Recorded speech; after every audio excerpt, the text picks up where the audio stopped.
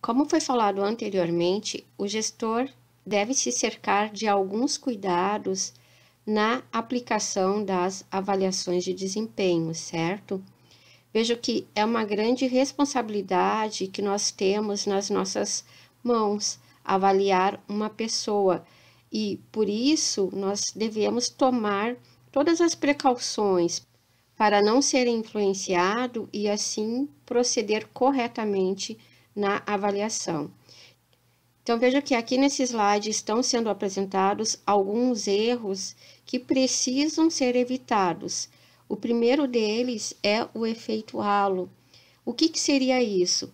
Então, o efeito halo é a tendência em estender uma avaliação positiva de uma pessoa para todos os itens da avaliação. Então, eu verifico que em uma das competências o profissional se saiu bem e aí eu atribuo a mesma avaliação para todas as demais, tá? Então, isso está errado porque nós precisamos realmente fazer uma análise adequada de cada uma das competências separadamente. Se o colaborador é bom em algo, não significa que automaticamente ele vai ser bom em todos os demais requisitos que nós estamos avaliando, certo? Então, esse erro tende a beneficiar favorecendo o avaliado, agindo com pessoalidade. Então, por exemplo, se eu conheço o avaliado, vai existir uma tendência de protegê-lo de alguma forma, tá? Então, eu automaticamente vou ter uma inclinação para avaliá-lo bem, e está errado, certo? O próximo erro é o efeito Orne, que significa a tendência em estender uma avaliação negativa, nesse caso, tá?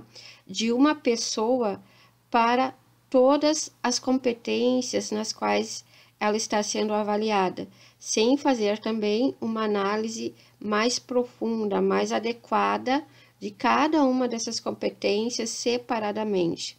Então, nesse caso, se o funcionário é considerado ruim em uma das competências, automaticamente ele se torna ruim em tudo. Só que a gente sabe que não é assim.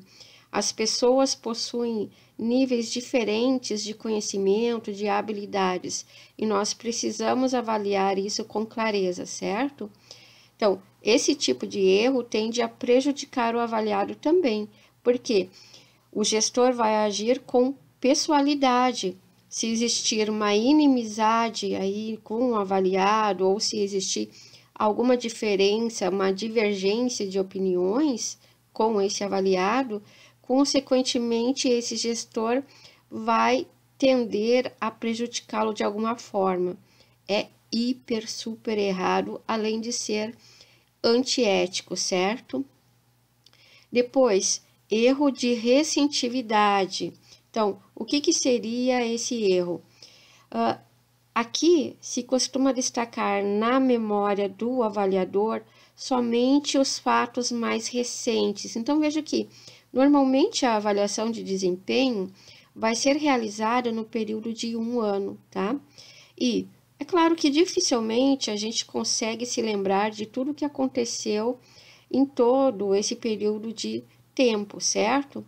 Nesse caso, seria importante adotar a prática de realizar anotações frequentes. Então, veja que nós, como gestores, como líderes, como coordenadores de equipe, nós precisamos efetuar anotações sobre o desempenho dos nossos liderados.